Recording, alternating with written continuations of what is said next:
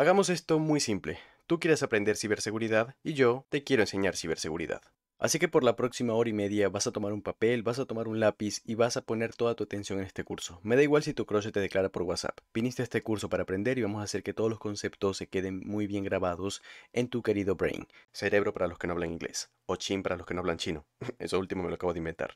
Pero en fin, este curso pretende darte una base en ciberseguridad. Tienes que entender también que si ya tienes tiempo en la ciberseguridad o en algún subdominio dentro de la ciberseguridad, pues este curso te parecerá algo básico, porque en realidad ese es el objetivo, que las personas que ya tengan cierta base en ciberseguridad pues no vean este curso porque directamente está dirigido a personas que no saben nada y que quieren aprender desde cero. Este es un curso también orientado a nivel usuario. ¿A qué me refiero con esto? Que con este curso no vas a salir como Elliot Alderson a hackear empresas y salvar el mundo, que por cierto eso sería ilegal, sino que pretende dar una visión nueva a las personas sobre la ciberseguridad, tanto para personas que quieren empezar a dedicarse a esta profesión o personas que simplemente quieren saber cómo estar un poco más seguras por internet. Así que si es tu caso alguno de estos dos, ya sabes las condiciones y espero que seas un crack y nos veamos dentro de las clases.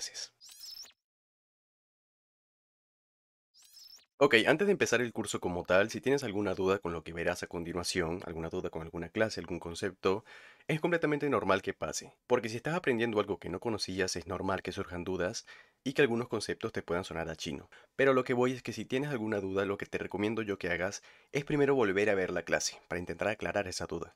Si con eso no funciona, te recomiendo que investigues por internet, porque al final así vas cultivando el hábito también de investigar y de resolver problemas, porque en la ciberseguridad eso expande cada día. Pero también si quieres que en este caso yo, que soy el instructor de este curso, te responda alguna duda personalmente o los otros miembros de la comunidad de Call Security lo hagan, puedes unirte a nuestro servidor de Discord. Ahí hay más de 1000 usuarios donde siempre están preguntando y respondiendo dudas. En general se está formando una muy buena comunidad de ciberseguridad, así que quedas más que invitado por si acaso quieres consultar tus dudas por ahí o quieres ayudar a otras personas que puedan tener una duda como la tuya. De hecho, en el servidor ya hay un chat de texto exclusivo para cada uno de los cursos donde ahí puedes ir, pues eso, preguntando cosas referentes a ese curso y también por ahí podemos mandar comunicados a los alumnos de ese curso como tal, notificándole, por ejemplo, sobre nuevas clases o nuevos cursos que puedan ser de su interés. Y nada, si eres un crack de verdad, nos veremos dentro.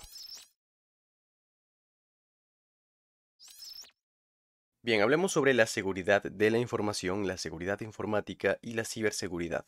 Son conceptos que, bueno, muchas personas los asocian y piensan que son sinónimos, otros piensan que son cosas distintas. La verdad es que se relacionan unos con otros, pero todos buscan proteger la integridad, confidencialidad y disponibilidad de la información. Estos tres factores son lo más básico y lo más elemental en la seguridad de los datos porque todo dato tiene que tener integridad, confidencialidad y disponibilidad. ¿Qué significa integridad? Que los datos y la información no puede ser alterada por personas que no tengan los permisos para hacerlo. Confidencialidad, que los datos no puedan ser vistos por personas que no tengan permisos para hacerlo. Y disponibilidad, que la información siempre esté disponible cuando se requiera.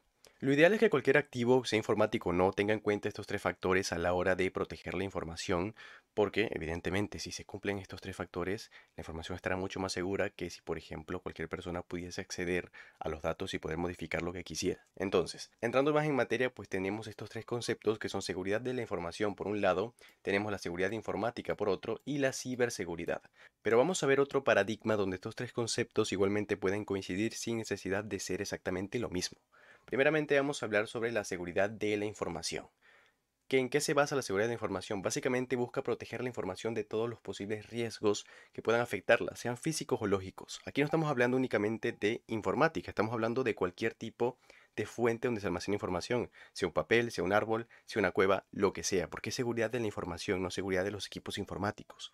Seguidamente tendríamos la seguridad informática, que esta básicamente busca la protección de la información y los equipos informáticos que la contienen de manera física y lógica.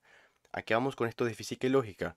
Pues tenemos que entender que en la informática tenemos tanto software como hardware. Entonces, si tenemos una información guardada, por ejemplo, en un sistema operativo, ese sistema operativo evidentemente está instalado y esa información está almacenada en una unidad de almacenamiento. ¿A qué vamos con esto? Que tenemos que proteger tanto la unidad de almacenamiento de forma física como el sistema operativo de forma lógica para proteger la información.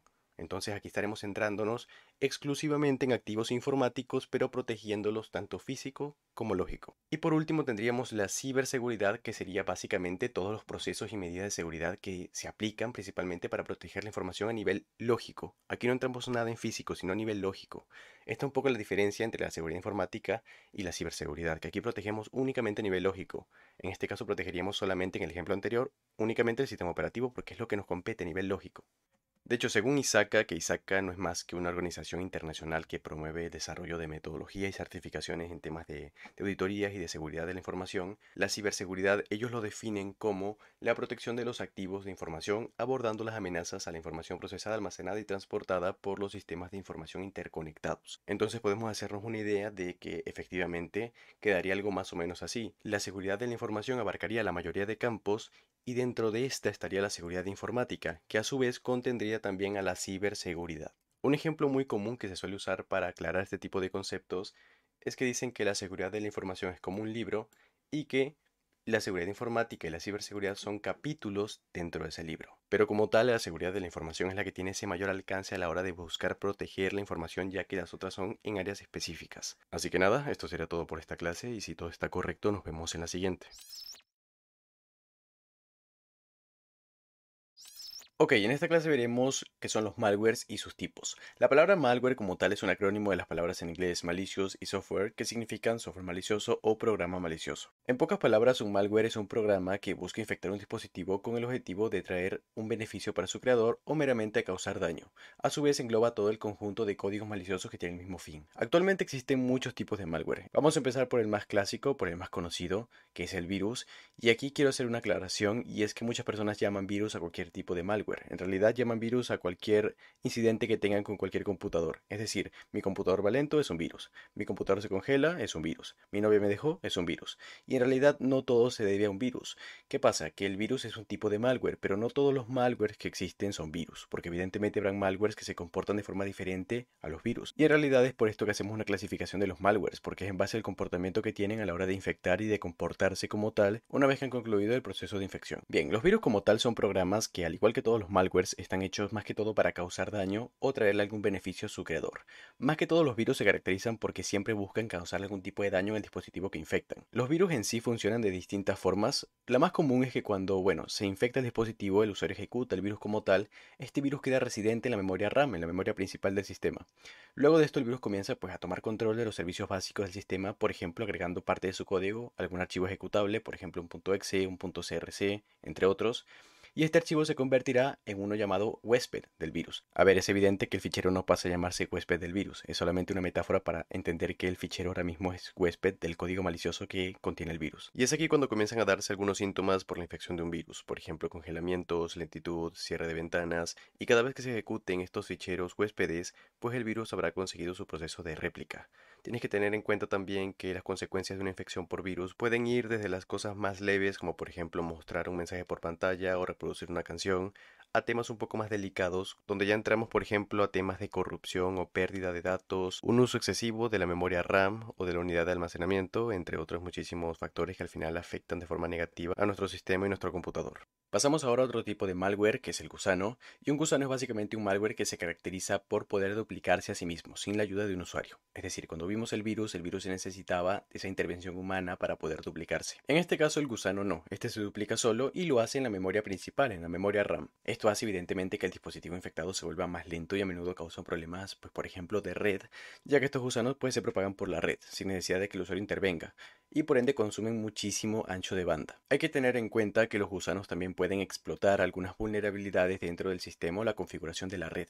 Por ejemplo, imaginemos que en la red donde hay un dispositivo infectado por un gusano, también hay un disco duro en la red que se puede acceder con permisos de, por ejemplo, escritura. Pues, ¿qué podrá hacer un gusano en este caso? Explotar esta vulnerabilidad y evidentemente usarla para poder replicarse a sí mismo en este disco duro. Seguimos con el siguiente tipo de malware, que es un troyano, y un troyano básicamente es un tipo de malware que simula ser un programa legítimo. Es decir, un programa que nosotros intuimos que no tiene malware ni ningún tipo de código malicioso. El nombre de troyano hace referencia al caballo de Troya que se menciona en la Odisea de Homero, en la cual, bueno, se menciona que se usó un caballo de madera que dentro tenía soldados griegos y que lo usaron para poder entrar a la ciudad de Troya, simulando que era algo legítimo, pero por dentro tenía algo malicioso. Este es el ejemplo que se da con el troyano, que aparentemente es algo legítimo, pero en realidad es algo malicioso. En algunos casos, los troyanos necesitan del usuario para poder ser ejecutados en el dispositivo en cuestión. Esto lo hacen, por ejemplo, haciéndole creer al usuario, en la mayoría de los casos, que está ejecutando un programa legítimo, como estamos comentando, y evidentemente para esto se usan técnicas de ingeniería social para manipular todos estos sesgos cognitivos de las personas, todas esas vulnerabilidades emocionales de las personas, llegarle a los puntos débiles de cada ser humano para forzarlos a que hagan una acción que en condiciones normales pues se pensarían un poco antes de hacerla. Sobra decir que los troyanos son a menudo usados para controlar de forma remota un dispositivo y una vez ahí pueden proporcionar, por ejemplo, una puerta trasera, registrar pulsaciones, transferir archivos y en fin, dependiendo del privilegio que tenga el atacante dentro de tu sistema, pues le tocará escalar privilegios o no y ya a partir de ahí, pues toda la información que esté en ese sistema pues corre un gran riesgo. Seguimos con el siguiente tipo de malware, que es el spyware, y el spyware es un acrónimo de spy, que significa espiar en inglés, y software, que es programa, y se traduce básicamente como software espía o programa espía. Básicamente es un tipo de malware que recopila información de nosotros, de los usuarios, que estamos infectados por este tipo de malware, sin que nosotros hayamos dado el consentimiento para que nos espíe y nos recopile este tipo de información. Usualmente estos malware se suelen usar para poder transmitir, por ejemplo, información a un tercero, e igualmente para mostrar anuncios en ventanas emergentes que sean relevantes para el usuario. Ventanas que evidentemente tienen un hipervínculo a sitios web que no son del todo seguros, ya que normalmente serán sitios web de estafas o sitios web donde nos podemos contagiar con aún más malware.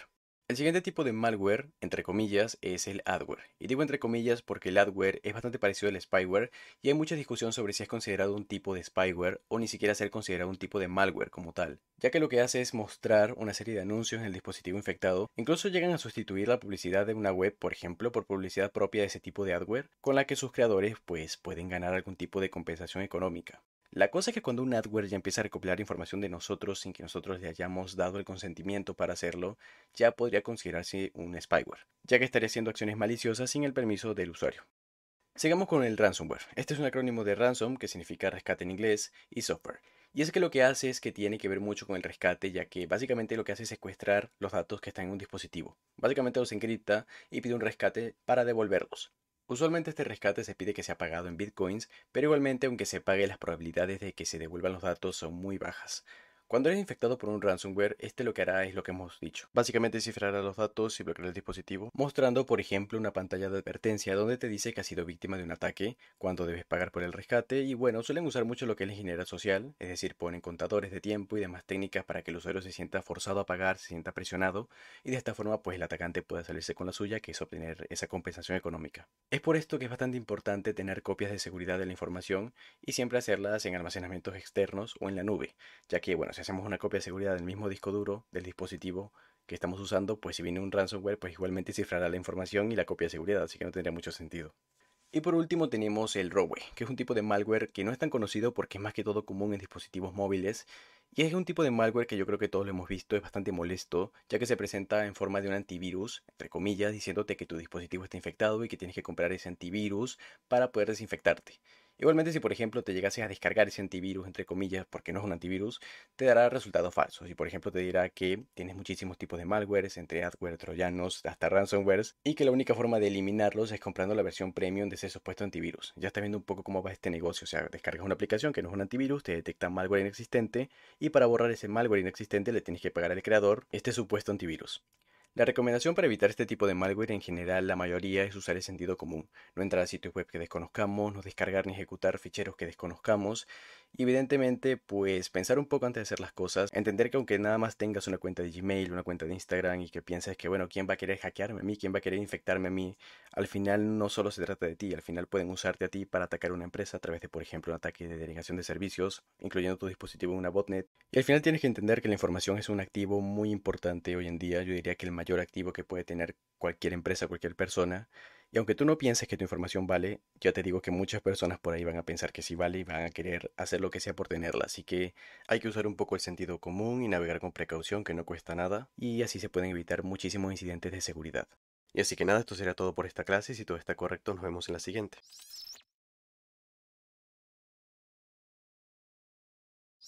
Bueno, en esta clase hablaremos sobre lo que son las vulnerabilidades y sus tipos.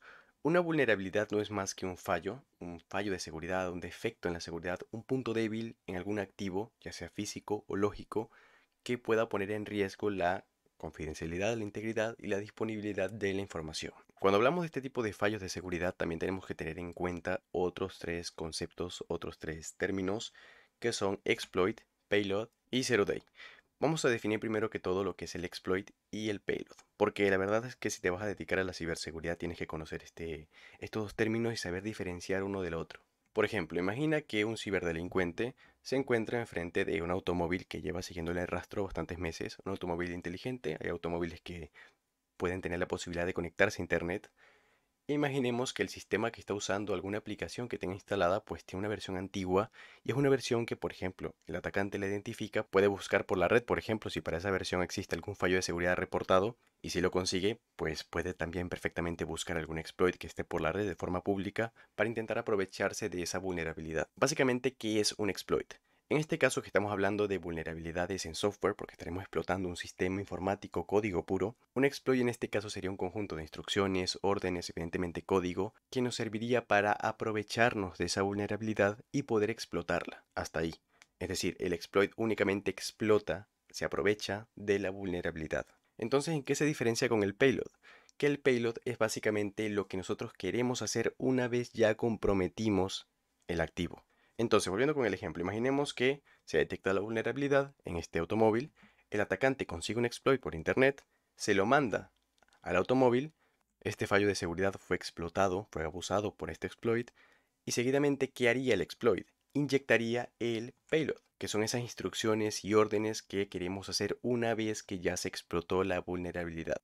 Es decir, un exploit nos permite explotar una vulnerabilidad, pero ya después lo que nosotros queramos hacer una vez ya se explotó esa vulnerabilidad ya es cuestión del payload. Imaginemos que en este caso lo que nosotros queríamos hacer es, una vez que explotemos este fallo de seguridad, lo que queremos es mandarle instrucciones al automóvil para que éste se conduzca solo hacia la derecha. Pues eso es lo que tendría el payload. El payload es básicamente lo que nosotros queremos hacer una vez ya se explotó este fallo. Entonces, en este caso, si se hizo la explotación, se inyectó este payload, pues evidentemente conseguiríamos que el coche se condujera solo. Otro ejemplo que podríamos poner es, por ejemplo, imagina que tú en tu cocina tienes un refrigerador, por ejemplo, así dibujo yo, ya sé que soy un artista. Y bueno, básicamente imaginemos que tiene un candado, le pusieron un candado para que nadie comiera la comida que está ahí adentro. Entonces, tú lo que quieres es entrar para sacar pues un vaso con agua. No sé por qué tienes un vaso con agua en el refrigerador, pero bueno, por el ejemplo lo ponemos así. ¿Qué te impide sacar este vaso con agua? El candado que está aquí porque no te deja abrir la puerta. ¿Qué podrías hacer tú? Imaginemos que este candado buscas por internet, que es un modelo que tiene un defecto que, por ejemplo, con una llave que no es la propia del candado puedes abrirlo. Entonces, esta sería la vulnerabilidad en cuestión. ¿Cuál sería el exploit? Pues evidentemente cualquier llave que puedas usar tú para poder abrir este candado. Y una vez abras este candado, ya usaste el exploit que se aprovechó de la vulnerabilidad, pero ¿cuál es el payload en este caso? Lo que tú vas a hacer una vez que ya se explotó la vulnerabilidad, es decir, agarrar el vaso con agua. Porque, por ejemplo, aquí puede haber mucha más comida, pero tú lo que quieres es evidentemente nada más el vaso con agua, por lo cual es la orden que quieres seguir una vez ya se explotó este fallo de seguridad. Seguidamente tenemos otro término que es el término de zero day. Los zero day son básicamente vulnerabilidades de día cero, es decir, que no se conoce por el fabricante ni por la mayoría de usuarios que existen. ¿A qué voy con esto? Imagina que tú, por ejemplo, tienes un Windows 11 y bueno, imaginemos que eres un poco curioso y te pones a probar todas las funcionalidades del sistema operativo en cuestión y logras identificar que con cierta funcionalidad o con cierta configuración del sistema, pues algo no anda del todo bien y pruebas con otro dispositivo enviarle algunas órdenes y consigues, por ejemplo, una ejecución remota de comandos, que evidentemente esto no es así para conseguir fallas de seguridad, pero es por un ejemplo para que se entienda más fácil. ¿Qué pasaría en ese caso? Que tú serías la única persona capaz de poder explotar cualquier sistema Windows 11 porque conoces el fallo de seguridad y evidentemente como no lo conocen más usuarios y no lo conoce el equipo de desarrollo detrás de Windows 11, pues ese fallo de seguridad no está parchado, no está corregido y tú perfectamente, como te comento, podrías explotar cualquier activo que cuente con ese sistema operativo en esa misma versión. Y aquí es donde tú te puedes introducir un poco a lo que es este mercado de los zero days, porque, o sea, imagínate que, por ejemplo, alguien consigue un fallo de seguridad en, por ejemplo, Windows Server 2019 e identifica que, por ejemplo, varias empresas grandes usan este sistema operativo. ¿Qué pasaría ahí? Que esa persona podría perfectamente explotar todos esos sistemas operativos porque es un fallo de seguridad que no conocen los fabricantes y por ende no están corregidos. Entonces, lo que suelen hacer algunos cibercriminales es vender estos zero days, venderlos por cantidades de dinero para que, bueno, ellos puedan entregarle este exploit en cuestión a cualquier persona que se los compre. Y este es el problema, porque al final, imagínate que tú consigues ese fallo y no haces nada al respecto, no lo reportas, pero tampoco explotas ningún sistema con ese fallo de seguridad. Pero lo vendes, entonces se lo vendes a varias personas que posiblemente sí vayan a cometer delitos. Entonces, Pues ese es un poco el riesgo que cada día surgen nuevos zero days, porque al final cualquier activo, si hablamos de software, está construido por humanos. Es código que fue escrito por humanos y los humanos cometemos errores, entonces es normal que pasen estas cosas. Entonces, he aquí la importancia de mantener actualizadas las aplicaciones, el sistema operativo y cualquier tipo de software que esté instalado, que esté corriendo o que esté almacenado directamente en un computador, porque al final es código que puede ser vulnerable, no ahora, pero en un futuro que alguien descubra un fallo, pues sí sería vulnerable. Entonces es importante siempre mantener toda la última versión. Que por ejemplo en un zero day donde el fabricante no ha mandado el parche para corregir ese fallo, en ese caso no se podría hacer mucho más que nosotros tomar medidas de seguridad aparte hasta que se mande el parche de seguridad oficial. Una vez aclarados estos tres términos de exploit, payload y zero day, vamos a pasar a lo que son los tipos de vulnerabilidades. Este tipo de vulnerabilidades son las naturales, las físicas, en software, en hardware, en conexión y humanas. Vamos a empezar por las naturales. Básicamente las vulnerabilidades naturales son aquellas que van en consecuencia del medio ambiente, cosas que los humanos no podemos controlar. Imaginemos que una empresa tiene su centro de datos en un sótano que está al lado de un río. Pues esto es una mala práctica porque imaginemos que en una inundación, pues F en el chat, los datos se pierden porque se quemaría todos los circuitos, se dañaría completamente el equipo porque le caería agua a toda la infraestructura. E igualmente hay que tener, por ejemplo, un mismo centro de datos, pero en un edificio que no sea pues muy resistente a terremotos o a sismos, pues también provocaría este tipo de vulnerabilidades porque en un terremoto muy fuerte podría derrumbarse la infraestructura y comprometer los equipos que contendrían la información que en este caso buscamos proteger. El siguiente tipo de vulnerabilidad es la vulnerabilidad física, que son básicamente debilidades que se pueden producir en los lugares físicos donde se almacena la información. Por ejemplo, imaginemos que tenemos una oficina con todos los empleados y están trabajando cada uno con un computador. Imaginemos que tenemos una muy mala gestión de cables y los cables, por ejemplo los Ethernet, están puestos en el suelo, que cualquier persona podría tropezarse y desconectar los cables. Imaginemos que un empleado hace eso, se tropieza por accidente, desconecta unos cables de un computador, entonces ahí lo que está provocando es que haya una falta de disponibilidad de la información, porque en ese momento la máquina se quedaría sin conexión y no necesariamente este empleado tuvo que haber sido un atacante que haya planeado todo para dañar a la empresa, sino que simplemente fue un accidente y por una vulnerabilidad física, por un fallo físico, por una mala gestión de cables en este ejemplo, pues se afectó a la información.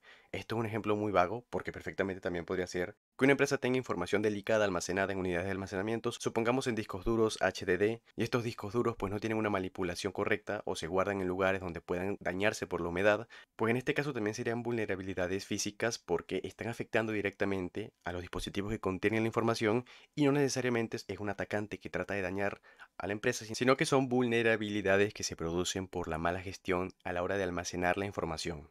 El siguiente tipo de vulnerabilidad son las vulnerabilidades en software. Son las que pusimos de ejemplo hace un momento para poder explicar el término de exploit y de payload. Son básicamente todos estos fallos de seguridad y malas configuraciones que se tienen en aplicaciones, sistemas operativos, servicios o cualquier tipo de código en general, cualquier tipo de software y que puedan poner en riesgo la información.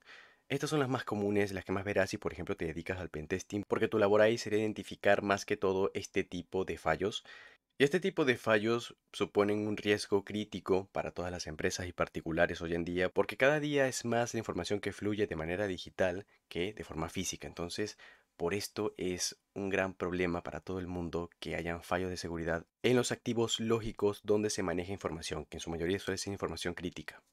El siguiente tipo de vulnerabilidad es la vulnerabilidad en el hardware, que son básicamente defectos que pueden tener los componentes de hardware, por ejemplo un disco duro. Imagínate que si un disco duro, un HDD o un SSD, viene de fábrica con algún defecto, por ejemplo un HDD que venga con un clúster dañado y que en ese clúster como tal la información que se pueda almacenar esté corrupta o por algún golpe o por alguna, en este caso un disco duro HDD, por contacto cercano con por ejemplo algún imán o algo que le pueda afectar de forma física, pero que indirectamente también esté afectando a lo que contiene. Por ejemplo, si afectamos de forma física un disco duro HDD, es evidente que la información que está dentro se puede perder.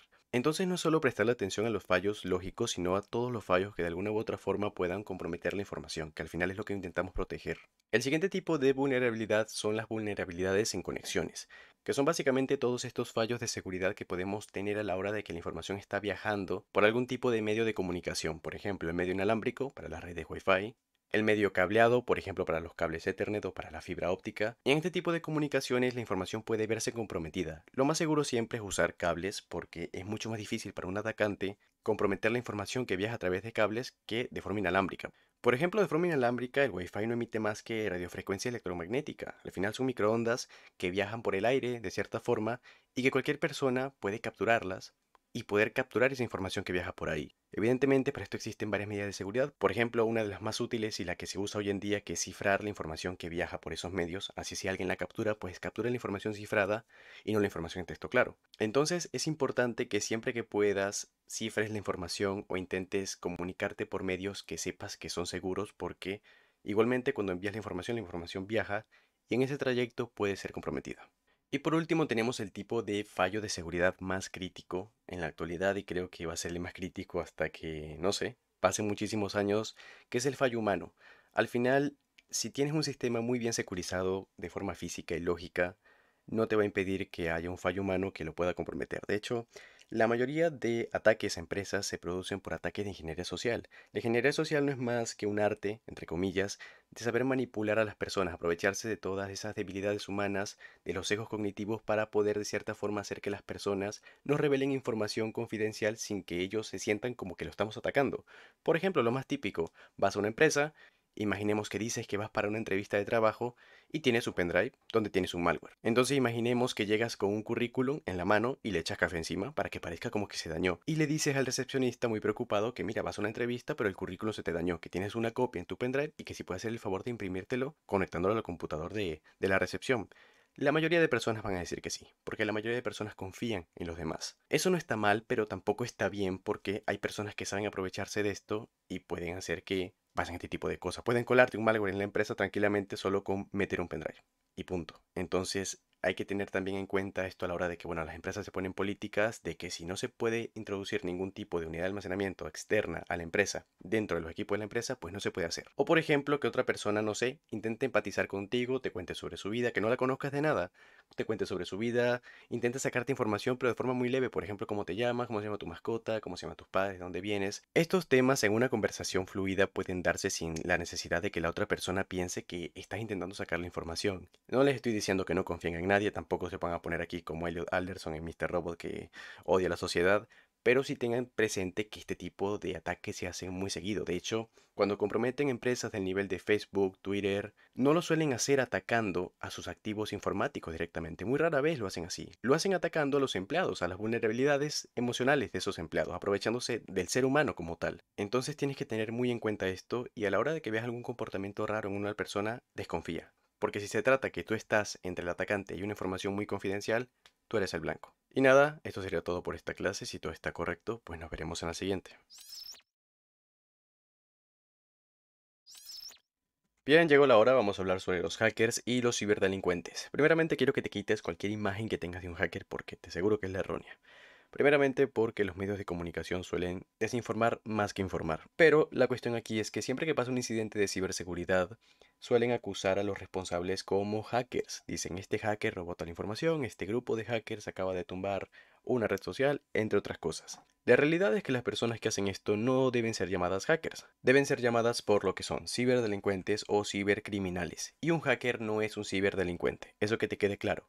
Hay muchas actitudes y aptitudes que definen a un hacker. De hecho, hablar de hacker es un término bastante relativo porque se remonta a los tiempos donde empezaba la informática y donde las personas que tenían mayor destreza con estas se les llamaba hackers. Eran como las personas que mejor se defendían con estas tecnologías y pues el término se fue adaptando a lo largo de la historia a tal punto que ahora la mayoría de medios usa este término principalmente porque vende más. No es lo mismo que un noticiero diga que un grupo de ciberdelincuentes comprometieron una empresa, a que digan que un grupo de hackers, que Anonymous y que todo ese amarillismo que usan para traer más clics. No es lo mismo, al final no vende más. Y a este tipo de noticieros, de medios de comunicación les interesa pues tener repercusión, porque al final no es un medio de comunicación efectivo si no pueden comunicarle a unas grandes masas de personas. ¿Qué pasa con esto?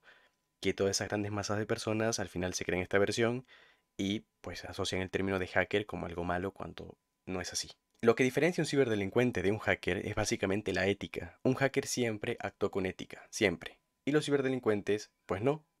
Tienes que entender que en la ciberseguridad y sobre todo en la seguridad ofensiva está muy rozando la legalidad. ¿Por qué? Porque, por ejemplo, tú sabes comprometer una red Wi-Fi. Imaginemos que sabes sacar la contraseña e infiltrarte en esa red. Tú puedes usar ese conocimiento para el bien, como lo haría un hacker, para, por ejemplo, que una empresa te contrate para auditar sus redes inalámbricas y comprobar si estas redes están bien securizadas o no. O también puedes usarlo como un ciberdelincuente para comprometer redes Wi-Fi, porque sí, de hecho este es un problema muy grande porque muchas personas, más que todo jóvenes, pues quieren incursionar en el mundo del pentesting y del hacking ético. El hacking ético es ético, el pentesting no puede ser ilegal. El estereotipo de hacker que se ha vendido tanto en series, por ejemplo, de Mr. Robot, que es el lobo solitario, que es asocial, que se pone una sudadera negra y comienza a romper sistemas porque es justiciero. Eso no es así. Si te pones tú de justiciero a intentar romper gobiernos, te van a meter a la cárcel porque estás cometiendo delitos. Al nivel de que si intentas directamente, hay leyes en países que directamente si tú intentas, no que lo consigas, si nada más intentas hackear un sitio web o una red Wi-Fi, ya estás cometiendo un delito y ya directamente te pueden poner un problema judicial. Así que bueno, mira, mi ideal en la vida no es ser como el tío Ben, pero te voy a decir que un gran poder conlleva una gran responsabilidad. Al punto que tú sepas comprometer sistemas informáticos, tienes que entender que eres una de las pocas personas en el mundo que sabe hacerlo, porque no todo el mundo sabe hacerlo. Y si tú sabes comprometer sistemas, aplicaciones web, redes inalámbricas, tienes que entender que usar ese conocimiento para el mal es una irresponsabilidad muy grande y que lo mejor que puedes hacer es ponerlo en pro de la sociedad, en pro de las empresas, ayudarlas a securizar para evitar que personas que de verdad están cometiendo delitos, que se ganan la vida cometiendo crímenes, no puedan hacerlo. Esto del hacking ético no va de hacerte el pro con tus amigos. Mira cómo les hackeó el Instagram a esta, o sea, eso no tiene ningún sentido, no tiene ningún fundamento. Y al final es eso. Si quieres dedicarte, por ejemplo, al hacking ético, al pentesting, a la seguridad ofensiva, te recomiendo que lo hagas porque te guste eso, porque te guste descubrir vulnerabilidades, ver cómo se explotan, estar todos los días aprendiendo, curiosear por los sistemas y no tanto por ese estereotipo de hacker que se ha vendido, que es el típico criminal que va por ahí, que en algunos casos es justiciero porque le quita el dinero a los ricos, se lo da a los pobres. Eso no tiene ningún sentido. Ya te lo voy adelantando. Entonces, si te quieres dedicar a esto, pues esa imagen del hacker te lo tienes que quitar ya mismo. Y lo que quiero que entiendas es que un cibercriminal y un hacker no son lo mismo. Es lo que quiero que entiendas con todo esto que te estoy diciendo. De hecho, hay un escrito bastante interesante que se llama El Manifiesto Hacker, que te recomendaría que lo leyeras, porque lo escribió un hacker llamado Dementor cuando lo encarcelaron por aquel entonces por cosas que hizo. Una de las frases a destacar de este escrito es la que dice: mi crimen es la curiosidad, porque básicamente es un hacker, es muy curioso. Eso es imprescindible, no puedes ser hacker si no tienes curiosidad, si no quieres todo el tiempo aprender, si no tienes ese hambre por estar aprendiendo cosas nuevas, por entender cómo funcionan las cosas, por ver qué fallos pueden tener esas cosas al funcionar. Eso es lo que forja un verdadero hacker, y evidentemente usar su conocimiento para el bien. Por otro lado, se han creado algunos perfiles, algunos apodos, algunos usuarios dentro de la ciberseguridad. Estos son, pues sencillamente, los hackers White Hat, Black Hat o Grey Hat. Esto se remonta básicamente a las películas del antiguo oeste, de Texas, de todo esto de los vaqueros, donde el bueno era el que tenía el sombrero blanco, el malo el que tenía el sombrero negro y bueno, el gris, pues una mezcla de estos dos. ¿A qué voy con esto? Que no existe ningún hacker de sombrero blanco, ni ningún hacker de sombrero negro, ni ningún hacker de sombrero gris. ¿Por qué? Porque si nos vamos a cuentas reales, el único que existiría en caso tal sí sería el de sombrero blanco. Porque estas definiciones lo que nos dicen es que el hacker de sombrero blanco es el que actúa con ética, es decir, un hacker en regla, como tal, el que siempre pone su conocimiento en pro de la ciberseguridad y nunca comete delitos. También se nos dice que el hacker, entre comillas, de sombrero negro es todo lo opuesto. Es el que comete delitos, es el que usa su conocimiento para su propio beneficio y básicamente pues comete actos criminales con ese conocimiento. Este de aquí no es un hacker, es un cibercriminal. Y un Grey Hat es básicamente aquel hacker que no es ni bueno ni malo, sino que a veces usa su conocimiento para el bien y a veces usa su conocimiento para el mal. Es un hacker, según esta definición, un poco bipolar, pero bueno, este tampoco es un hacker. ¿Por qué? Porque las veces que usa su conocimiento para el mal, da igual si fue una broma, da igual lo que sea. Si no es un entorno completamente controlado, si no es un entorno en el que tú mismo tengas control de lo que estás haciendo, o que sea un entorno donde tienes completa y absoluta autorización para hacer las prácticas, es un delito. Si tú, por ejemplo, quieres hacerte el buen samaritano y vas a una página web y le detectas un fallo de seguridad, las personas que sean dueñas de esa página web perfectamente pueden denunciarte y van a ganar el juicio. Porque sencillamente tú no tienes por qué tocar activos que no son tuyos en los que no tienes permisos. Por lo cual la definición de hacker de sombrero negro y la de hacker de sombrero gris no entran al caso. La única como tal que sí entraría en la palabra hacker es la de sombrero blanco porque es el hacker que se comporta con ética como debe ser. Seguidamente tenemos otros personajes que son los ciberterroristas, los hacktivistas y los script kiddies. Los ciberterroristas son básicamente personas que adoptan el terrorismo al ámbito informático, es decir, que su única misión es inducir miedo a la población. Por ejemplo, hacen ataques a infraestructuras de electricidad para dejar sin luz a una ciudad entera, cortan las comunicaciones, cortan el agua, básicamente buscan es causar miedo. Los activistas. Aquí entramos a otro tema muy polémico que es Anonymous. A ver, mucha gente piensa que Anonymous es una organización que tienen edificios y que básicamente se organizan a nivel mundial para salvar el mundo. A ver, es increíble la cantidad de cosas que la gente se imagina con este tema. Anonymous no sirve para nada. Los activistas actualmente son personas que protestan de cierta forma hackeando por alguna causa social. Por ejemplo, imaginemos que yo tengo un sitio web donde yo promuevo la tala de árboles. Pues habrán personas que, como en todo, no estarán de acuerdo y pensarán cosas como: yo quiero ayudar al planeta, yo estoy en contra de la tala de árboles. Entonces imaginemos que tú eres una persona que tiene conocimientos de ciberseguridad, detectas que, bueno, no sé, la página está hecha en un WordPress antiguo, que WordPress no es más que un CMS o básicamente un gestor de contenido que permite hacer páginas web bastante rápido. Imaginemos que esa versión de WordPress está muy antigua y tú, que tienes conocimientos, pues puedes vulnerarla, la vulneras y tumbas mi página, la eliminas, la borras. ¿Qué ha pasado ahí? Básicamente tú has protestado de cierta forma en contra de mi ideología porque has actuado con la tuya. Que tu ideología está muy bien o está mal, eso da igual. ¿Por qué? Porque acabas de cometer un delito. No puedes andar por la vida diciendo, bueno, este tiene una página donde vende perros. A mí no me gusta que vendan perros, yo quiero que los adopten. Bueno, le tumbo la página. Así no funciona el mundo, pero no puedes tomarte la justicia por tu cuenta porque estás cometiendo un delito al final de cuentas. Ojo con esto, no estoy hablando de sitios web que tengan cosas ilegales, que sí se suelen conseguir bastantes sitios que contienen cosas que no deberían tener, que no vienen al caso porque si no me censuran este curso. En ese caso sí hay que actuar con la ley. Y aparte de eso, pues entiende que Anonymous no sirve para nada. La verdad es que cualquier persona puede ponerse una máscara de V de Vendetta y decir yo soy Anonymous. Eso no tiene ningún sentido. No hay nadie como tal que digamos, bueno, estos son los integrantes oficiales de Anonymous. No existe. Anonymous es una ideología, una forma de pensar. Cualquier persona puede ser Anonymous. Y al final retomamos también lo que pasaba con el tema de los hackers. La palabra Anonymous y hackers vende mucho más que decir, bueno, un grupo de cibercriminales o un grupo de personas fingiendo ser Anonymous hicieron tal cosa. No vende lo mismo decir que Anonymous, el grupo Anonymous o el hacker Anonymous, el justiciero del mundo que va a salvar el planeta, acaba de hacer una acción. Al final es eso. Estamos en la era donde hay más información disponible para las personas, pero parece que todas las personas tuviesen un grado de desinformación increíble. Entonces, ve forjando tu propio criterio y no te dejes llevar por las noticias ni por lo que digan los medios, porque en este tipo de cuestiones hay mucho desconocimiento e incluso habrá personas que llaman hackers a los ciberdelincuentes sin siquiera saber que deben llamarse ciberdelincuentes sino hackers. Entonces, la idea es que poco a poco estos términos se vayan adecuando y se vayan acentuando mejor para que las personas puedan entender de verdad qué significa cada cosa. Y por último estarían los Fake Kiddies, que bueno, yo no los quería incluir en este curso porque no los veo necesarios, pero para que sepas, son personas que básicamente no tienen ningún tipo de conocimiento en informática y nada más parten de herramientas automatizadas. Por ejemplo, hay una herramienta para el pentesting que se llama Metasploit Framework, donde te automatiza y te hace de forma muy fácil la explotación de vulnerabilidades. Es decir, tú puedes explotar un sistema de una forma muy sencilla, ni siquiera escribiendo código, solamente seteando algunas variables, definiendo un objetivo y lanzando el exploit. ¿Qué pasa con esto? Que este tipo de personas son las que más cometen delitos sin saberlo. Imaginemos que hay una persona por ahí que se pone a investigar cómo hackear una red Wi-Fi. Evidentemente esta persona no sabría que es un delito y si lo sabe pues muchísimo peor. Y lo que hace es básicamente partir de herramientas como Wi-Fi Tech, que es una herramienta que permite de forma muy fácil hacer este tipo de auditorías inalámbricas porque para lo que se creó fue para eso, hacer auditorías inalámbricas de forma controlada y autorizada. Pero claro, es un arma de doble filo porque habrán personas como estas con desconocimiento que las usarán y al final están cometiendo delitos.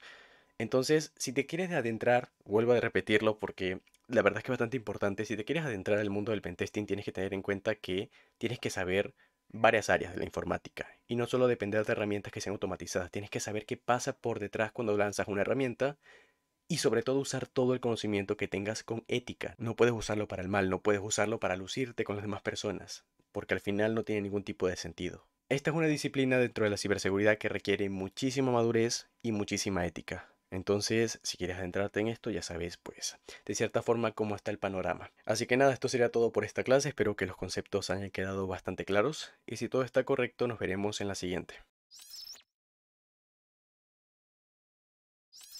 Bien, vamos a hablar ahora sobre algunas salidas laborales que hay en el campo de la ciberseguridad. Tienes que entender que la ciberseguridad es un dominio que tiene muchísimos subdominios, es decir, que seas un experto en ciberseguridad, que es algo difícil de conseguir. A mí la palabra experto no me gusta para nada porque sencillamente es muy relativa. Algunas personas dicen que tienes que dedicarles 10.000 horas para volverte un experto, pero en realidad en ciberseguridad y en la informática como tal, para ser un experto es que la vida entera no te va a dar para aprender tantas cosas. Igualmente que cada día surgen más cosas que aprender, entonces al final es muchísimo conocimiento que no vas a poder adquirir en toda tu vida. O te la pasas todo el día estudiando hasta que te mueras, e igualmente así no vas a poder con toda la información porque es muchísima.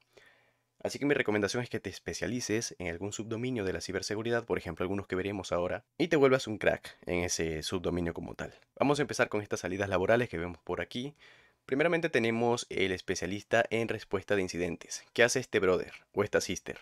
Básicamente también se les conoce, o mejor dicho, entrarían un poco en el Blue Team, ya que bueno, como su nombre indica, son los que tienen que dar respuesta ante incidentes. Tienen que velar por la continuidad de los activos de la empresa, los activos informáticos, a la hora de que se produce un incidente de seguridad, a la par que tienen que analizar posibles riesgos que puedan afectar a la información confidencial de la empresa y evitar que suceda. Seguidamente tenemos los analistas forenses. No te preocupes, si te quieres dedicar a esto no tienes que ver muertos, tranquilo, esos son los médicos forenses. Hablamos de analistas forenses a nivel de informática. Estos son especialistas que mediante el análisis de ficheros, memorias volátiles o físicas, son capaces de encontrar indicios para posibles casos penales. Estos son usuarios que tienen que saber tanto de nivel técnico para poder realizar las labores de forencia, de informática forense, como de leyes para, bueno, tener conocimiento sobre los procesos de cómo pueden adquirir las pruebas, cadenas de custodia, entre otras cosas. Seguidamente tenemos el pentester, que este se centra más en la seguridad ofensiva, en la parte de atacar. Este es el área donde yo me especializo, que es básicamente lo más parecido al hacking ético que se pueda considerar. Básicamente es que te ponen enfrente de varios activos, de uno o varios activos de una empresa, y tú tienes que intentar vulnerar esos activos a través de una metodología. Y todo esto, evidentemente, con consentimiento de la empresa, porque si no, sí estaríamos cometiendo un delito. ¿Y todo esto se hace para qué? Para al final, por lo general, poder redactarle a la empresa dos informes, uno técnico y uno ejecutivo, donde expliquemos todas las vulnerabilidades que conseguimos, cómo las explotamos, y básicamente explicarles que si otra persona malintencionada tuviese los conocimientos que nosotros tenemos, pues perfectamente podría aprovecharse de todos esos fallos que nos aprovechamos nosotros y comprometer los activos de la empresa. Evidentemente todo esto se hace para que la empresa sepa los fallos de seguridad con los que cuenta, cómo puede corregirlos y de esa forma poder mejorar su seguridad, que es lo importante. Seguidamente tendríamos los analistas de ciberseguridad. Un analista de ciberseguridad es básicamente aquel profesional que puede ayudarnos, a nuestra empresa, a predecir o detectar amenazas que puedan producirse y que puedan poner en riesgo la información que tenemos en nuestra empresa. No debe confundirse nunca con un consultor de ciberseguridad, porque muchas personas piensan que es lo mismo, pero no es así. Un consultor trabaja en conjunto más que todo con los pentesters a la hora de resolver y aplicar soluciones para todas las vulnerabilidades conseguidas en, por ejemplo, un test de penetración. Y por último tendríamos el director de proyectos de ciberseguridad. Este es uno de los mayores rangos que se pueden obtener a nivel de ser un empleado en una empresa y dedicarse al sector de la ciberseguridad, porque este perfil de profesionales ya es un perfil senior en el cual, pues bueno, su labor es coordinar y supervisar los proyectos a nivel de ciberseguridad que se lleven en la empresa. Evidentemente existen algunas otras salidas laborales de cara a la ciberseguridad, pero estas me parecen que son las que más auge están teniendo a día de hoy. Sobre todo el tema de analistas, consultores de ciberseguridad y pentesters son los que más están buscando hoy en día, así que el mejor momento para empezar a aprender ciberseguridad es hoy. Así que nada, ya sabes que tienes todo el equipo de Call Security a tu disposición para aprender esta disciplina dentro de la informática. Y nada, con esto terminaremos esta clase, y si todo está correcto, pues nos veremos en la siguiente. Bien, vamos a empezar la parte práctica de este curso y vamos a empezar con un servicio de los más clásicos, como lo es Virus Total. Que Virus Total, para el que no sepa, es básicamente un servicio online que nos va a permitir analizar tanto ficheros como sitios web en busca de malware. Esto es útil, por ejemplo, en los casos de que tengamos que entrar a un sitio web que no conozcamos su procedencia o dudemos de él. En este tipo de casos, siempre lo mejor es analizar primero el sitio web antes de entrar, para que, bueno, estemos seguros de que no estamos entrando a un sitio web que nos pueda contagiar con malware o con código malicioso. Supongamos que yo quiero entrar al sitio web de Call Security, pero no sé si el sitio web es seguro o no, si contiene código malicioso, malware o algo que puede infectar mi dispositivo. ¿Cómo haría? Pues pegaría aquí la URL, en este caso la voy a escribir. HTTPS, el protocolo, dos puntos barra barra, www.callsecurity.com. En este punto, ¿qué haría? Pues simplemente le doy a buscar para que el servicio analice a través de varios antivirus y motores de detección este sitio web. Si te fijas, pues nos dice que el sitio web es seguro porque no ha habido ningún tipo de detección y aquí nos muestra pues los motores de detección y antivirus que usó. Fíjate que hay algunos antivirus y motores de detección que no dan puntuación, pero podemos hacernos una idea si el sitio web es seguro o no en base a las detecciones que nos ha mostrado este servicio, pero si en el caso dado que tuviésemos, por ejemplo, alguna detección, por ejemplo, que fuese una detección de 71, pues en ese caso suele ser un falso positivo. También hay que ver, pues, qué firma de motor de detección o antivirus fue el que la detectó, porque no es lo mismo, por ejemplo, que Kaspersky diga algo, a que, por ejemplo, un motor de detección no tan conocido y que no tenga tanta reputación, pues diga otra cosa. Hay que también jugar con estos factores. Seguidamente tenemos la parte de los ficheros. Por aquí tengo dos ficheros. Tengo uno que es ejemplo.bbs, que bbs es la extensión de Visual Basic Scripting. Y tengo un troyano real, que es un tipo de malware que debería ser detectado. Si yo, por ejemplo, ejecuto el ejemplo.bbs, fíjate que me sale un mensaje que dice: cualquier parecido que tenga esto con alguna película es completamente coincidencia. Bueno, en este caso este es un programa que no tendría por qué detectarse como malicioso porque simplemente es una línea de código que dice que nos muestre, pues, en una ventanilla el mensaje de Hello Peter. Entonces, ¿cómo lo subiríamos? Lo arrastramos, lo soltamos y en este punto fíjate que nos dice que no hay ningún tipo de detección. Nos muestra todos los motores de detección y antivirus que lo analizaron y nos dice que bueno, que no hay ningún tipo de detección maliciosa en este fichero, por lo cual podemos concluir que es un fichero eventualmente legítimo. Ahora bien, ¿qué pasaría si nosotros hiciéramos esto mismo pero con el troyano? Vamos a ponernos por aquí, vamos a arrastrar el troyano para acá, vamos a darle que se suba y fíjate que en este caso pues ya nos dice que bueno, ha habido más detecciones que en los casos pasados que no tuvimos ninguna y fíjate que aquí nos dicen pues la mayoría que todos son un sospechoso troyano, troyano, troyano, troyano, malware troyano y aquí hay unos motores de detección antivirus que nos dicen que está limpio. Por ejemplo, fíjate que el antivirus Panda nos dice que está limpio y bueno, evidentemente esto no está limpio porque es un troyano como tal. Y por ende, en este caso, el antivirus Panda pues no fue capaz de detectarlo. Por eso es que te digo que no es lo mismo, por ejemplo, que en este caso, digamos, Kaspersky nos diga que es un troyano, a que, por ejemplo, Panda nos diga que está limpio. En este caso hay que jugar con estos factores. Y evidentemente, si la mayoría dice que es un troyano y pocos dicen que está limpio, pues también hay que jugar con estos valores para entender que a lo mejor este sí es un troyano real. Esto de aquí lo recomiendo únicamente en casos a nivel usuario. ¿Por qué? Porque en personas que, por ejemplo, quieren dedicarse al análisis de malware o a creación de malware como tal, no les recomiendo que lo suban a Virus Total para probar su eficacia a la hora de que si es detectado o no. ¿Por qué? Porque Virus Total comparte las muestras con las demás firmas de antivirus. ¿Y esto que provoca? Que si tú creas un malware, que se suele hacer también con motivos éticos y de motivos de investigación o temas de auditorías, si tú creas un malware y lo subes a Virus Total, aunque no te lo detecte en ningún motor, automáticamente se compartirá con las demás firmas y pues bueno, puede que a futuro sí se logre detectar ese tipo de malware. Y la intención es cuando tú creas un malware y que lo estás usando pues temas para auditorías o para demás, la intención es que no lo detecten los motores antivirus porque tu intención es eso, poner a prueba a las empresas, por ejemplo, que usaras un malware en un pentesting que creaste tú. Entonces, en este caso concreto, yo no recomendaría usar virus total. Hay otros motores que también nos permiten analizar con un antivirus un fichero en cuestión, pero no comparten las muestras. Pero eso es otro tema, esto es tema de un poco más técnico, pero a nivel general, a nivel usuario, Virus Total cumple con completamente las necesidades a nivel de un usuario común que quiera verificar la legitimidad de un fichero antes de ejecutarlo, antes de abrirlo, e igualmente verificar la integridad de un sitio web antes de ingresar en él. Así que nada, esto sería todo por esta clase. Igualmente vas a tener el enlace a Virus Total en los recursos como es habitual. Y nada, si todo está claro, nos vemos en la siguiente. Ok, hablemos de URLs acortadas. Si eres una persona que ya se la pasa descargando cosas por internet, lo más seguro es que ya te has topado con, por ejemplo, URLs de este estilo, bit.ly. Por lo general, las URLs que se acortan con este tipo de tecnologías no suelen ser URLs que lleven a destinos bastante legítimos, que se diga. Como tal, se crearon para eso, para que las URLs largas se puedan acortar y que evidentemente podamos tener algún tipo de analítica sobre el tráfico que viaje a través de ese acortador. Pero ¿qué pasa con esto? Que también muchos atacantes suelen usar este tipo de acortadores para enviarte sitios web de dudosa procedencia y como no estás viendo a qué sitio web estás entrando directamente, pues caes en la trampa. Porque nada más estás viendo en este caso bit.ly barra pues el nombre del enlace que generaron para esa URL en cuestión. Entonces imaginemos que yo aquí pongo callsecurity.com y le digo que quiero acortarla. Fíjate que en este caso me está diciendo que este enlace de aquí de bit.ly va a redirigir a este sitio web en cuestión, que fue el que pusimos. Si yo lo copio, y vengo aquí y lo pego, fíjate que en este caso pues está tardando un poco más porque se tiene que hacer la redirección, pero evidentemente nos redirige a la página de Call Security. Entonces, ¿qué pasa con esto? Que si yo, por ejemplo, aquí en lugar de poner Call Security, que es una página legítima como comprobamos en clases anteriores, pusiese una URL maliciosa, por ejemplo, una URL que llevaría a un sitio web donde te puedes infectar o a una URL modificada, por ejemplo, con un ataque de cross-site scripting para que, por ejemplo, envíes tu cookie a un servidor remoto. ¿Qué haríamos nosotros para poder comprobar esto y saber el destino de este acortador sin necesidad de nosotros tener que acceder como tal a la URL del acortador en cuestión?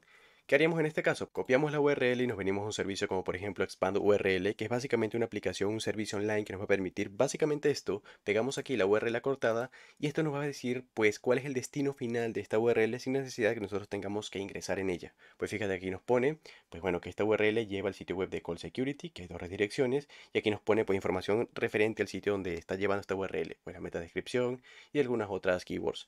En este caso, pues fíjate que directamente sin necesidad de nosotros acceder, pues supimos cuál es el sitio web de destino. Esto está bastante bien de cara, por ejemplo, que te envíen una URL acortada, pues lo mejor es primero es acudir a un sitio como este, un servicio como estos, para verificar hasta dónde te va a llevar esa URL, sin la necesidad de que tengas que ingresar y pongas en peligro pues tus datos y el dispositivo en el cual estés ingresando a esta URL acortada. Y así que nada, esto sería todo por esta clase. Si todo está correcto, pues nos veremos en la siguiente. Bien, siguiendo con los servicios, tenemos en este caso Kaspersky Password Checker, que es básicamente un servicio proporcionado por la empresa de Kaspersky, que nos va a permitir, pues eso, comprobar la seguridad y la robustez de nuestras contraseñas. Básicamente podemos poner por aquí la contraseña que queramos, por ejemplo 1, 2, 3, 4, 5, 6, y en este caso pues nos va a decir si la contraseña es segura o no. Evidentemente esta no lo es, y nos dice que, bueno, hace tiempo que deberíamos cambiar esta contraseña porque se ha visto comprometida, bueno, en esta cantidad de números de veces de bases de datos de contraseñas filtradas. Y aquí nos dice pues básicamente que, ups, antes de que podamos decir ups, pues ya se ha craqueado esta contraseña. Entonces vamos a poner otra contraseña un poco más segura, por ejemplo Gold Security, así con letras y números. Y ponemos caracteres especiales, ponemos que la contraseña sea más larga. Y fíjate que en este caso nos dice que la contraseña es buena y que tardaría pues más o menos más de 10.000 siglos en poder ser descifrada por un ordenador común. Evidentemente las contraseñas que nos digan esto pues no es que son inhackeables, porque si por ejemplo tú tienes esta contraseña anotada en un papel y alguien la lee, pues de nada va a servir que la contraseña sea robusta porque ya alguien la sabe. Esto aplica más que todo para ataques de fuerza bruta, donde se estén probando cualquier tipo de combinación, y en ese caso pues sí tardaría más o menos este tiempo un equipo informático en lograr esta contraseña. Entonces, recomendaciones que te voy a dar en este punto. Usa contraseñas seguras, mínimo 10 caracteres, con mayúsculas, minúsculas, números y caracteres especiales. Aparte de esto, también sería bueno que no usaras la misma contraseña para todos los servicios. Es decir, la contraseña que uses, por ejemplo, para Facebook no es la misma que tendrías que usar para Instagram o para Snapchat o para TikTok o para cualquier tipo de servicio. ¿Por qué? Porque si por ejemplo se logra comprometer tu cuenta, por ejemplo de Facebook, o se logra filtrar la base de datos de credenciales de alguna aplicación que tú tengas una cuenta ahí, y usas esa contraseña y esas credenciales para todas las cuentas, ¿qué pasaría? Que cualquier persona que atacara tu cuenta o cualquier persona que estaría viendo esa base de datos filtrada podría probar con ese nombre de usuario y esa contraseña en distintos servicios. Y si tú los tienes exactamente igual en todos los servicios, pues ahí viene el problema, que comprometen una de tus cuentas y comprometen todas. Entonces al final lo más recomendable es que uses contraseñas robustas que no tengan nada que ver contigo, ni tu nombre, ni el de tu madre, ni tu fecha de nacimiento, ni nada que pueda ser sencillo de sacarte con ingeniería social, por ejemplo, y que evidentemente uses una contraseña distinta para cada servicio que vayas a ocupar. Y así que nada, esto será todo por esta clase. Si todo está correcto, nos vemos en la siguiente. Ok, vamos a ver en este caso una utilidad que nos va a permitir analizar en busca de malware nuestro dispositivo, en este caso en Windows 10, pero sin la necesidad de tener instalado un antivirus. La herramienta que nos va a permitir hacer esto se llama Browser Explorer, que es propia de Microsoft. La tenemos aquí en la página de Microsoft. Sencillamente tenemos que descargarla, pesa 2,5 megas, no es nada. Cuando la descargues te descargará un .zip. En este caso tienes que descargarlo y descomprimirlo. Yo lo tengo por aquí. Esto parece ya los tutoriales estos de YouTube del 2016. Yo no lo descargo porque ya lo tengo. Pero bueno, básicamente es así. Tenemos por aquí el fichero .zip, que en mi caso lo descomprimí con 7-zip. Tenemos que venir aquí, darle a extraer aquí y todos los ficheros se descomprimen. En este punto tenemos que ejecutar la aplicación. En mi caso ejecuto esta de aquí, Process Explorer de 64 bits.exe. Le damos doble clic y fíjate que nos abre pues básicamente esto, un explorador de procesos. En este podemos pues básicamente ver todos los procesos que están corriendo en el sistema, podemos pararlos, podemos matarlos, podemos reiniciarlos, entre otras acciones.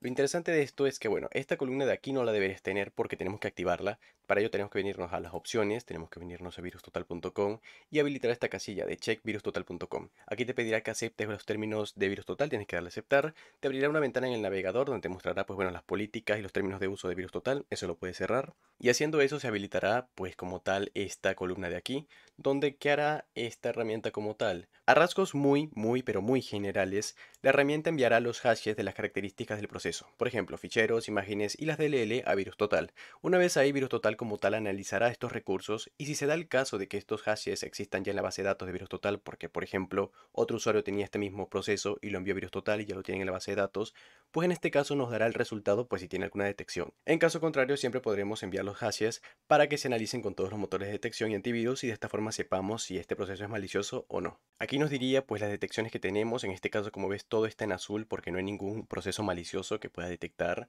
Y esto es bastante útil de cara a que, por ejemplo, bueno, si tenemos un solo antivirus, pues contaríamos nada más con una sola base de datos de firmas de antivirus y la heurística, si es que la tiene, de ese antivirus, para poder detectar el malware si es que lo hubiese en nuestro dispositivo. En este caso, pues es mucho mejor porque estamos contando, como puedes ver aquí, con más de 70 motores de detección y antivirus para analizar pues todos los procesos que están corriendo en el sistema. Esto es muy sencillo de hacer, ya lo viste, no consume apenas recursos y esto es lo interesante que podemos pues, ver en tiempo real cuáles son los procesos que pueden catalogarse como maliciosos. Si tuvieses alguno, pues simplemente tienes que darle un clic y ya te llevará a la página en cuestión de virus total donde se muestran pues qué antivirus o qué motor de detección detectaron ese proceso como malicioso. Y ya puedes consultar, por ejemplo, en el apartado de comunidad, pues para ver si a alguien más ya le pasó o si es un falso positivo y tienes un amplio espectro de, por decirlo así, opiniones de varios motores de detección y antivirus sobre los procesos que corren en tu sistema operativo. Ya te digo que si está así, que no tienes apenas detecciones, pues evidentemente es una buena señal porque puede ser que tu sistema sí esté limpio completamente, aunque ya te digo que la seguridad al 100% no existe, solo tienes que tenerlo bastante presente y hay muchísimas formas de hacer que un malware no sea detectado por mucha cantidad de antivirus. Pero igualmente, si eres un usuario que no está por ahí haciendo cosas horribles y cosas raras por internet, pues no tienes que preocuparte de que se infecte constantemente tu dispositivo y además que una herramienta como esta pues puede venir bastante bien de cara a la detección. A nivel de eliminación ya quedaría por otro lado porque en este caso no podríamos eliminar como tal ese malware. Lo que podríamos hacer si mucho es matar el proceso e intentar buscar pues dónde está el archivo origen, intentar eliminarlo, pero en ese caso lo más idóneo es buscar qué antivirus o qué motor de detección sí lo detectó, descargarnos ese antivirus y poder a través de él eliminar el malware. Pero como tal, para nivel de detección, como te comento, está muy bien esta herramienta. Así que nada, esto sería todo por esta clase. Si todo está correcto, nos vemos en la siguiente.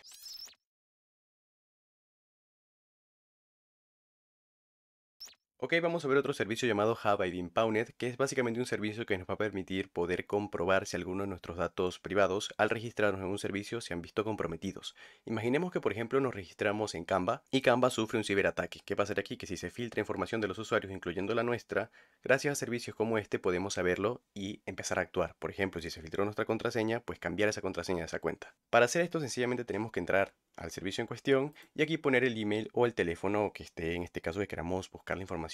En mi caso voy a poner un email cualquiera, voy a poner por ejemplo martin@callsecurity.com. Este es un email que no está registrado en ningún lugar, por ende lo más probable es que me salga que está limpio, efectivamente, que no tiene nada, que no ha sufrido ningún tipo de filtración. Pero si por ejemplo yo pongo a@gmail.com a modo de ejemplo, fíjate que en este caso nos dice que sí, que se ha visto comprometido en 323 bases de datos filtradas. Lo vemos por aquí y aquí nos pone pues una descripción más o menos de cuál fue el servicio que filtró estos datos, la fecha que lo hizo, los datos que se comprometieron.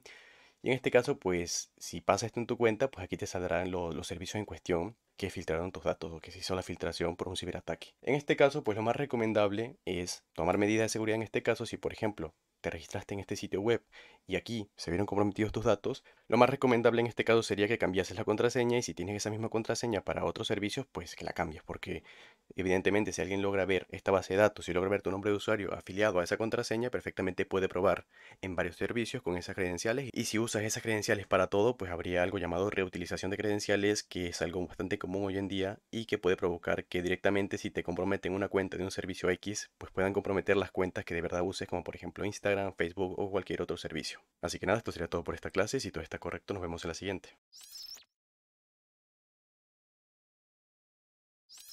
Bueno, si hablamos de privacidad y anonimato, hay que entender las diferencias entre estos dos términos. Primeramente, la privacidad tiene como objetivo que los datos que queramos compartir sean compartidos, pero los que no, evidentemente no lo sean. Básicamente es evitar que terceros puedan acceder a datos que no queremos otorgar. Por ejemplo, imagina que tienes una aplicación para tomar fotos. Esta aplicación evidentemente necesitará algunos permisos como por ejemplo acceso a la cámara o acceso al almacenamiento para guardar las fotos en cuestión. Pero ¿qué pasaría si esta aplicación te pide permisos, por ejemplo, para acceder al historial de llamadas o a los contactos o alguna funcionalidad o información del dispositivo que en teoría no debería estar ocupando esa aplicación? Ahí ya empezamos a rozar un poco la parte de privacidad y evidentemente pues no deberíamos otorgarle esos datos. Por otro lado, el anonimato busca otro objetivo. Como tal, aquí no nos interesa tanto los datos privados porque nuestro objetivo como tal es que nuestra identidad no sea revelada. Es decir, la privacidad busca de cierta forma no revelar datos a empresas o particulares. En cambio, en el anonimato es que esa persona o esa empresa no sepa que somos nosotros. Hay que entender también que la privacidad va muy de la mano del anonimato, pero no son lo mismo. Y también es importante que comprendas que ni el anonimato, ni la privacidad, ni la seguridad pueden estar garantizadas al 100%. Da igual las herramientas que uses, los procedimientos, las metodologías, es imposible tener algunos de estos elementos al 100%. Así que nada, esto sería todo por esta clase y si todo está correcto nos veremos ya en la siguiente, que es un poco la parte práctica de esta pequeña introducción.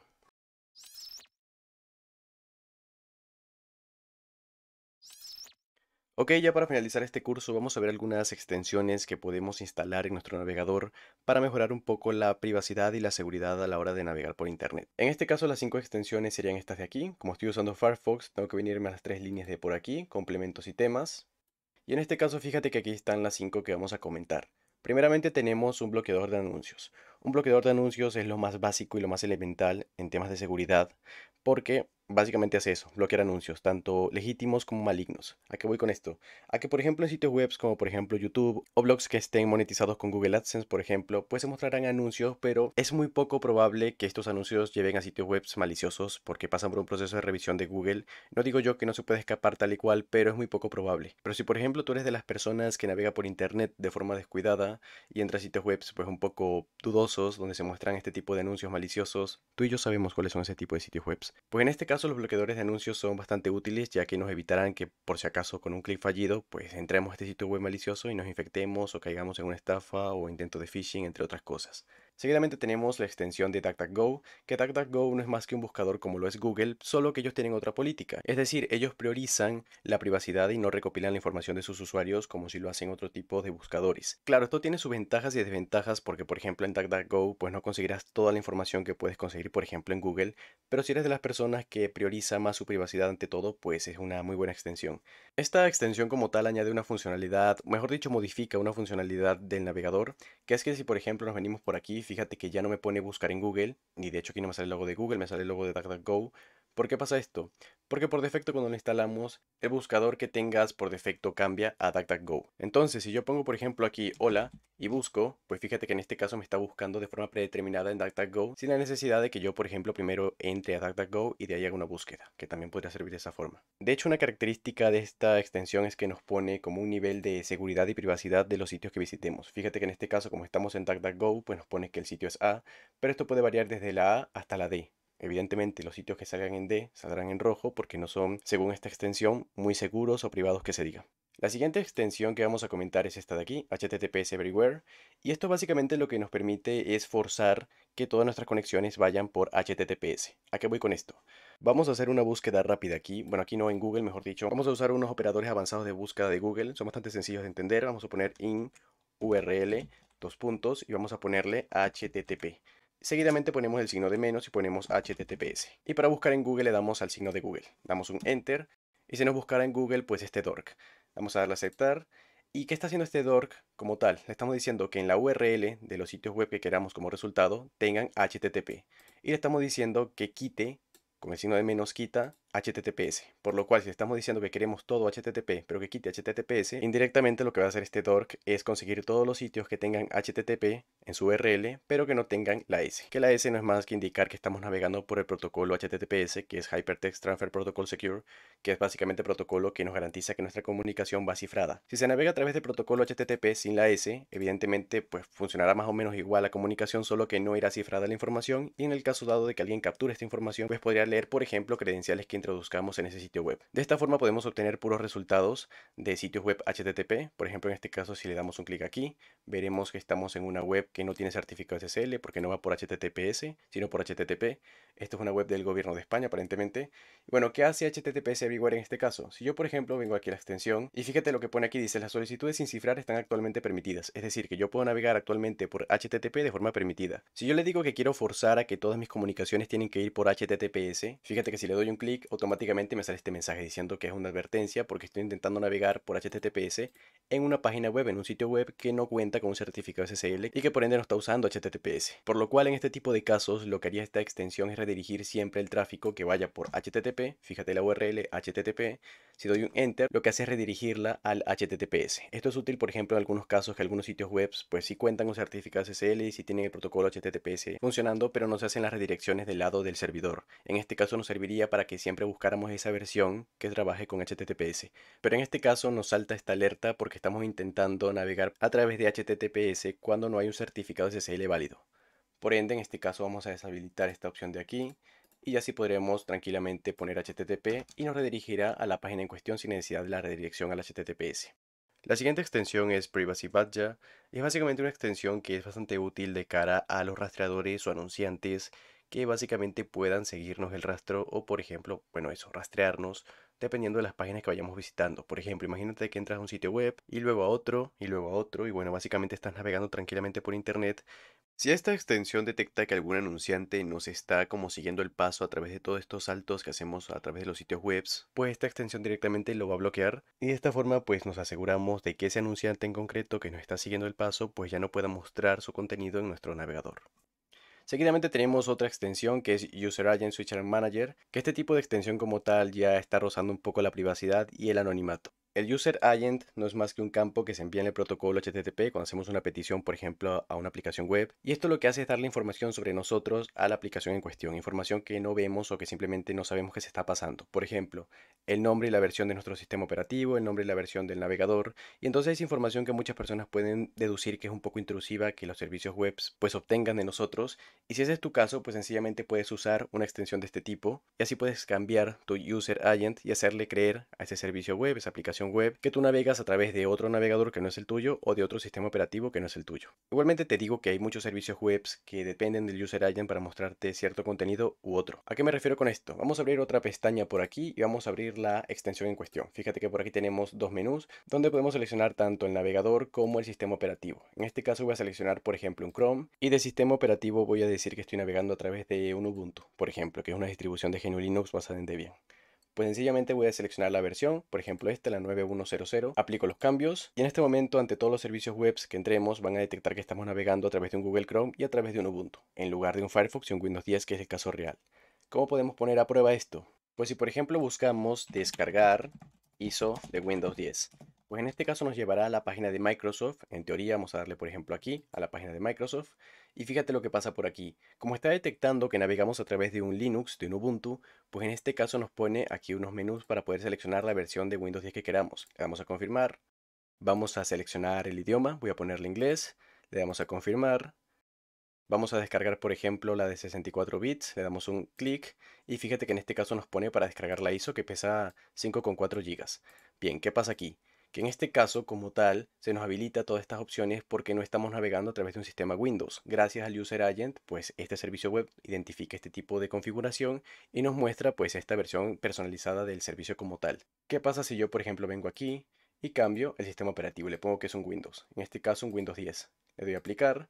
Hago control más F5 para recargar la página y borrar el caché. Y fíjate que en este caso ya no se habilita ese menú para poder descargar la ISO de Windows 10, sino que directamente nos pone para descargar una herramienta de Windows que es un .exe, un ejecutable, que a través de ella podremos descargar como tal la ISO de Windows 10. Y bueno, como viste, pues el servicio web se comportó de formas distintas dependiendo de nuestro User Agent. Entonces esto es un poco la gracia de saber usar de forma puntual este tipo de servicios, ya que el contenido puede ser personalizado dependiendo del User Agent que tengas. Finalmente es importante que sepas que todas estas extensiones las puedes descargar desde la página oficial, la tienda oficial de Firefox, en este caso porque estoy usando Firefox. Si estás usando otro navegador, pues acude a la tienda oficial de ese navegador en cuestión para poder descargar estas herramientas. Y fíjate que hay un apartado importante aquí en la tienda de extensiones de Firefox, que es la categoría de privacidad y seguridad. Si entras aquí, pues verás muchísimas más extensiones que funcionan pues para eso, para privacidad y seguridad a la hora de navegar por internet. Así que nada, esto sería todo por este curso. Si llegaste hasta aquí, pues muchísimas gracias y espero que hayas aprendido algo nuevo, que al final es el único propósito de este tipo de cursos. Y nada, ya nos veremos en una próxima formación. Un saludo.